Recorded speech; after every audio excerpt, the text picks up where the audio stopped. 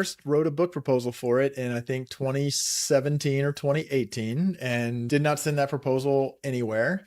But I had this idea. I talked to my brother-in-law, the illustrator, Paul Lyron, and floated to him that it was going to be kind of fun and light. It was going to be called The Best Little Book on Data, was the working title.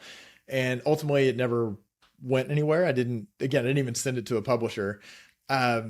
When I left my previous job with no active plans, that made it seem like, well, I should do something that I can say I wasn't just sitting around playing Pokemon Go. I was doing something useful. By that time, I had met and worked with Joe Sutherland for a couple of years. So Joe is the founding director of the Center for AI Learning at Emory University. He's worked in the Obama White House. He's got a PhD from Columbia. Brilliant guy.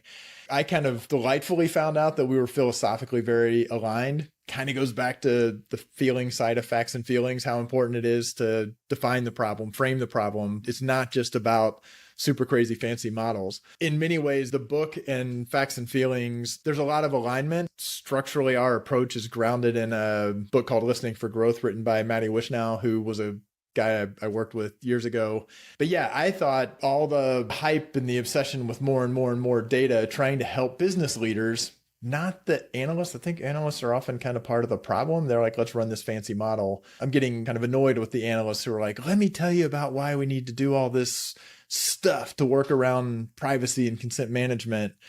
Doesn't seem helpful. So I think if business managers are more grounded in some of the fundamentals about how they can use data, grounded in the data is not going to give them the truth, it's just going to reduce their uncertainty. And what does that mean? There's lots of types of evidence. It's not all what's in your database, your digital analytics platform. How does market research fit in with experimentation, fit in with analytics and modeling and data science and AI? Where do all those fit together? So I've needed to get it out of my system for a long time, and now I have. Author with Joe Sutherland.